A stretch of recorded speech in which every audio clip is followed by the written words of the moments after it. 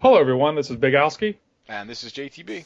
and this is Chapter 15 of Alhazard's Hard Karma Run for Ninja Gaiden Sigma. And I don't even know what to say here. What's he doing? Oh, yeah. Yeah, this is going to be the city fights. Because this is, This is actually Chapter 12 in NGB. Okay. For those who don't know. So, yeah, he's going to stagger Essence here with the Windmill Shuriken. Nice bit of bonus wall running there. Happens to the rest of us. So one thing to note in these encounters is usually on like the higher levels you wouldn't upgrade the Debilero because you want to get more UTs, but in these encounters they did shave off a few seconds from the previous games, so upgrading the Debilero is perfectly fine. It's going to be the best way to go at it. And using the Fire Wheel and Smoke Bomb trick, you can still do it, but with what he's showing here with the level 1 Warhammer, it's really smart because it eliminates the having to just light up the fire wheels and hope they don't go through your attacks, because those guys do have a projectile which will obviously go right through your fire wheels, and they can also just do their grab attack, which even though the fire wheel sometimes hits them, it goes through your the fire wheels and actually interrupts your UT charging, which is just a pain in the ass. Is there not a Ghostfish fight here? I think there is, but I don't think it's timed on Sigma. Oh, okay. I think it's still there, but yeah, it's not timed.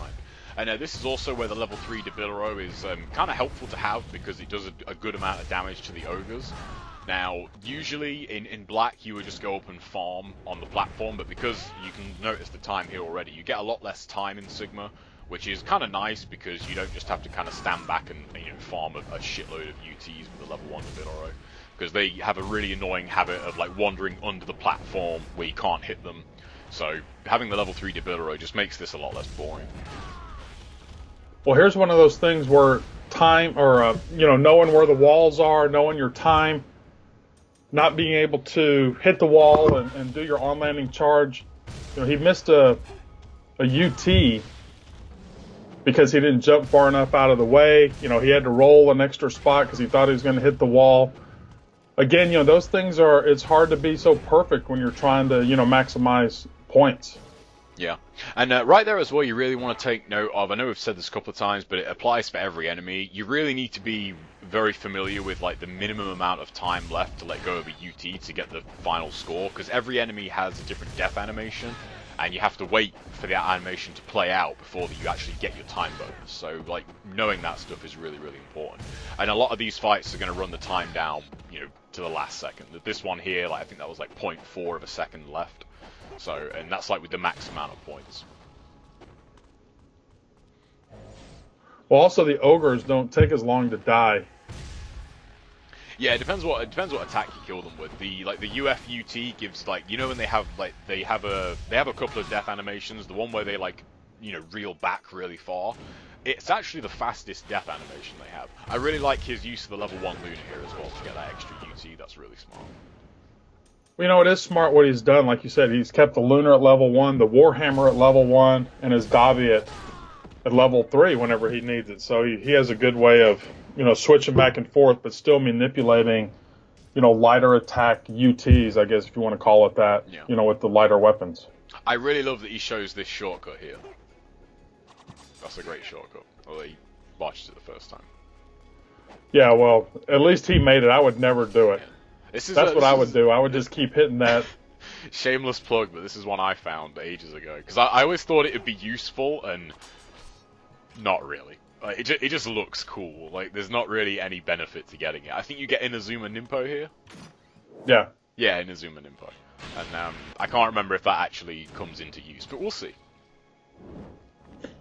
So here's what I was talking about with the fire wheels. Like, you just light that up, and these sort of enemies it actually works really well on, because they don't have any kind of grapple, and they don't have a projectile. So they're always going to kind of just run into you and get knocked away and give you enough time to charge.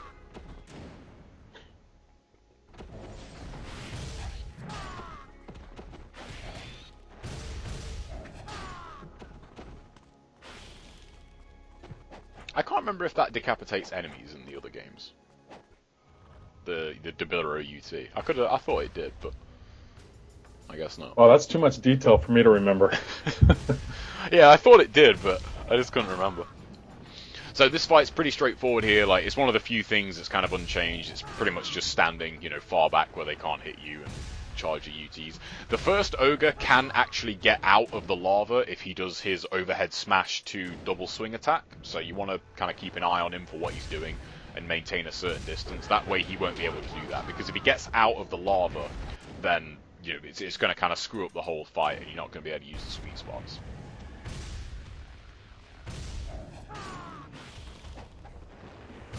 See, that was a good roll jump on landing, to not land in the lava.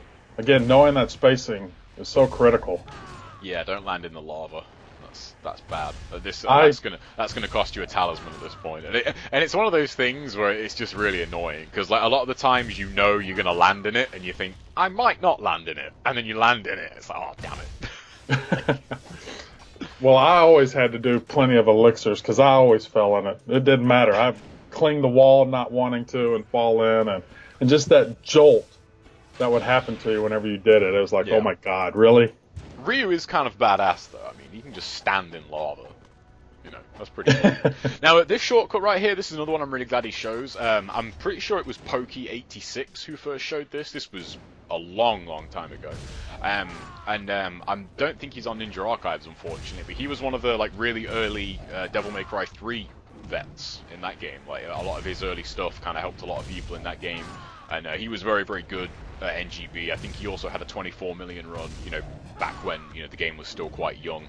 It's a shame that he's not around anymore, because I remember seeing that in his Master Ninja Karma run video, and I was like, wow, that is really smart. Like, it's just a really creative way to abuse the spawning and everything to get more points out of the room. There was quite a lot of carryover, actually. A lot of the a lot of Devil May Cry players, you know, played NG and vice versa. That was a really good time. I remember that fondly in the community. Like, there was always kind of the debate of like what's better, like, you know, Devil May Cry 3 or Ninja Gaiden Black. For the record, I think that they're so different in the kind of games they are. But I mean, when it comes to action games, I think they are probably two of the best. Well, you played them both. I never got into Devil May Cry. Yeah, I played DMC3 a lot. That was kind of like those two games at the time. You know, took up a lot of my free time, those two. Now, this fight is another one where they really chop down the time limit, which I think is really good, because in Black, I think this has about 3.5 minutes, and it's, you know, just abusing the sweet spot. It's just really annoying. You know, if the ogres tend to, you know, wander around, and depending on how they wander, you know, you're going to get less points. So, you know, chopping the time limit down and just making it to, you know, get a couple of bonus UTs, use the UF, it's way better. Gotta love that rat. Good old rat trick, yeah. Now that's really smart there to manipulate his health. He has the specific amount of health, so that landing in the lava is actually going to give him 5%. And in Sigma, they did a slight graphical touch-up to the health bar. When you're at like 5% or lower, you can see that the remaining amount of his health bar is actually pulsing red. That is in Black and the original game, but the whole life bar doesn't kind of pulsate like that. Your remaining amount of health will just kind of glow, and that is what signifies you're at 5% health. And there's also a different glow on the UF as well. Well, see, that right there, him hitting the wall, going through the animation and everything, that might have cost him 2,000 points. I mean, it's just something that, you know, you need to be wary of. Yeah. And, of course, it's more points for the other guy if they ever want to try it. Yeah. It's funny, actually, since streaming this game recently, it's surprising how many people are still playing this game, like, competitively. It's really cool that the game is still alive, like that, like, so long after it originally came out. Alright, so here's where it uses Inazuma, and you can do this in the usual way, just, you know, like, do the, you know, XY, XXX, and then start it off, but it's a really good way to actually utilize Inazuma. So I remember when I watched it before, I thought he used it, but I couldn't quite remember where. So that right there gets him an extra few points, because you don't get as much time on the bosses either in Sigma. They kind of kept the short time limits, so you want to make sure you can have stuff like that available to really maximize points. I thought this was a really weird boss fight the first time you play Sigma, because it gives you like enough points as if there's like 8 worms. It's really weird. But it's crazy to see your score go up by that much in one go. It's like almost 800,000 points. Well, you know what's so funny is you see all these worms coming at you, you're like, oh my god, and you just one UT and everybody's dead, and there's 700,000 points. Like, can you imagine how hard that fight would be if there was actually like 6 or 7 worms out at the same time? Again, you know, I'm not criticizing, you know, Al Hazard for hitting the walls, because we all do it and stuff. I just want to make people conscious of that, you know, that stuff does add up. Yeah. Now, Schmorgan's fairly straightforward. Just charge the ET and then finish off with the Blade of Nuridi, and that's pretty much it for him. There's no point killing his minions. You'll lose points. See, he always puts a health in there too. I do too. Oh yeah, I always fall in. But that's going to be it. Chapter 15's time limit is 78 minutes, 167 kills, and then yeah, that's it. 167 kills. I guess we'll see you in the next chapter. Take care, guys.